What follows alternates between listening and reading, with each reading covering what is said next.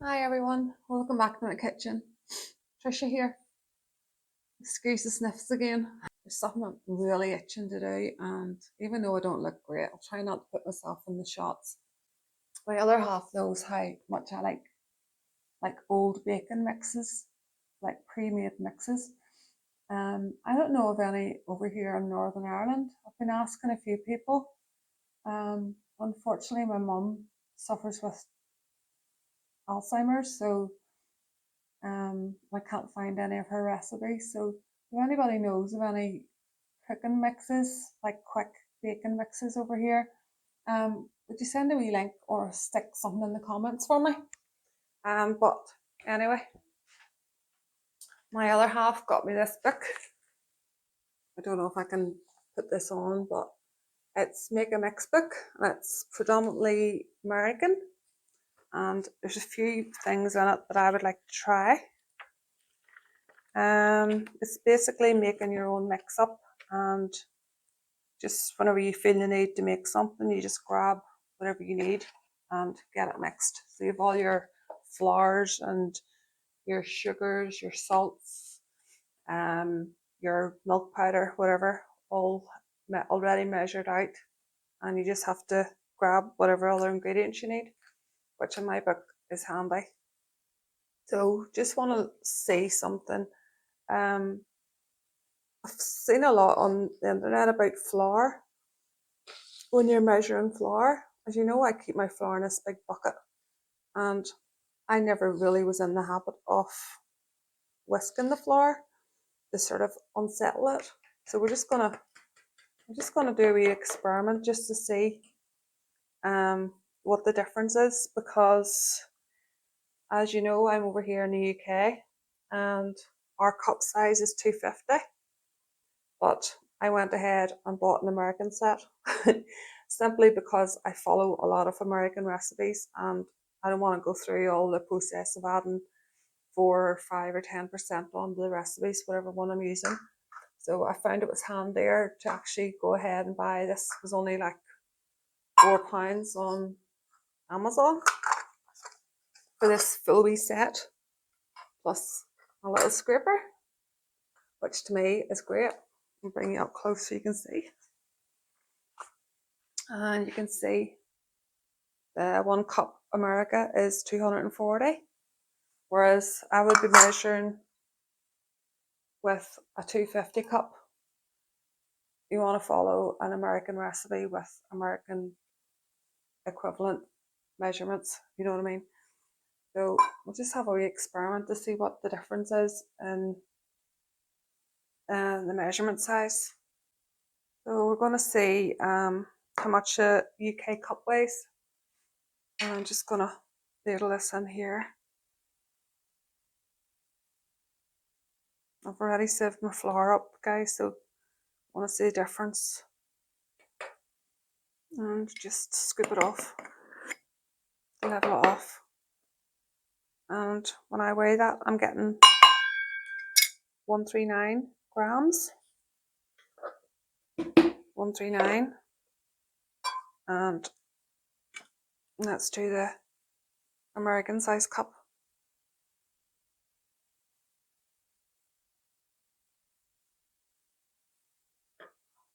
139. That's the other one. I scrape that off, and I'm getting 124. So there's a difference of 15 grams between cups. So you need to keep that in mind whenever you're using a US recipe against a UK recipe, or vice versa. I'm just going to do this again just to settle my head that it's right.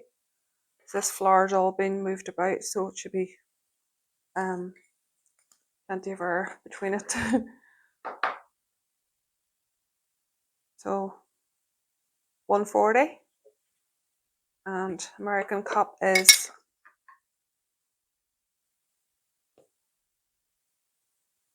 I want to get it nice and level.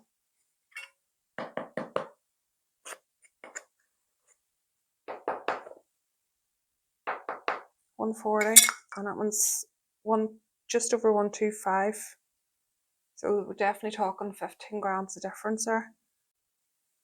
Okay, so if you're going to make up a batch of something, just make sure you're following either using the UK cup size or the US recipe, and make all your other ingredients equal to whatever recipe you're using, downsize or upsize. But I find it easier just for me personally to buy that little set of cups.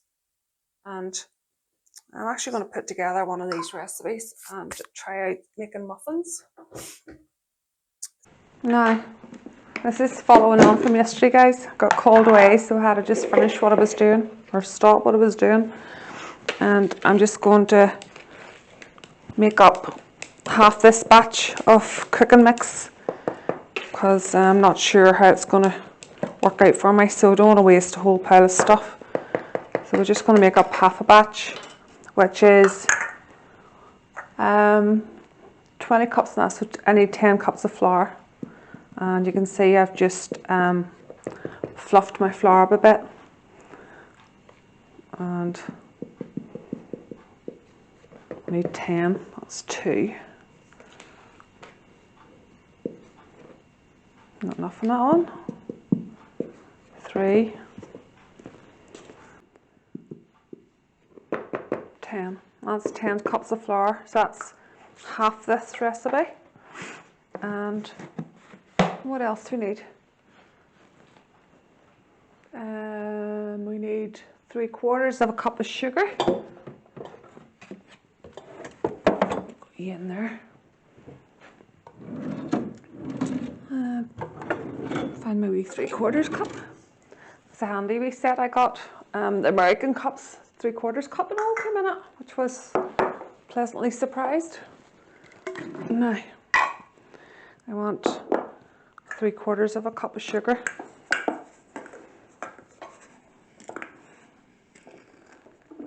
Actually, use your brains, Trish, and use half a cup and a 1/4 cup. So that's half a cup and 3/4 cup.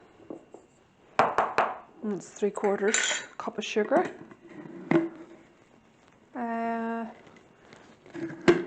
2 teaspoons of salt. I'm just going to use regular salt here. If it was Canon recipe, you know Canon used your non-iodized, but this will be absolutely fine in here. I need 2 of these. And a 1/4, it says 1 cup of instant non-fat dry milk. Well, dry milk's expensive over here, and the only thing I have is a tin of Marvel, which I keep on hand for cooking, or if we were to run out of milk. And to be honest, if I had a constant supply of fresh milk, I would probably leave this out and just use fresh milk, but I'm going to actually put it in for this one. So it's calling for half a cup. We'll get half a cup of this. 3/4. That's 1/4.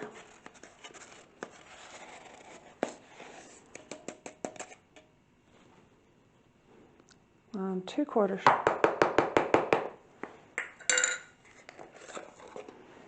If anybody in the household knew that I actually used this, they probably wouldn't be too pleased.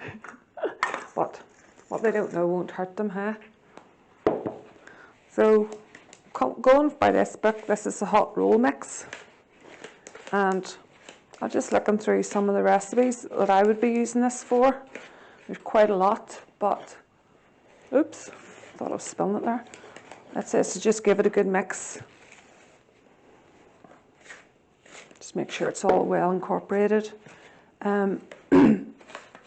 So I would probably be using this for English muffins, for homemade bagels, for pizza crust, for hamburger buns, and there's white bread. You can actually make white bread with this just by adding a few other things, but we'll see how it works. I've always been interested in baking mixes, and as I said before, if anybody knows of any baking mixes local, like Northern Ireland, UK, if there's any baking mixes at all that maybe your mother or your grandparents would have used, if you wouldn't mind even send them to my email, because I'm all for baking mixes. I like to think that old things like that would be kept going. And this book has been published way back many years ago, so I don't know if it's still in circulation or not, but I'm just going to get a bag to put this mix into. Okay, so I just got just an ordinary freezer bag, and I've put it down in this big jug just to hold it securely for me. And I'm just going to put all this mixture down in here. Saves it flying around everywhere. I'll say this might be a time saver, it might not, but hey ho, nothing but a try. Oops. Let me pull that up. I think it'll stand on its own now. Lift you out. Oh.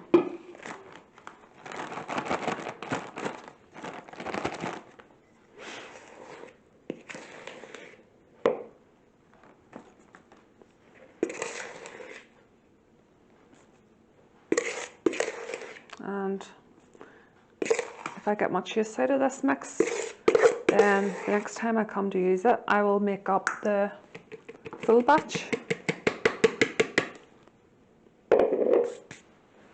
But for now, I want to just try the half recipe. And I'll just scrape that bit up. The counter's nice and clean. You always clean your worktops before you start doing anything in the kitchen here. There should be dogs running about. Okay, so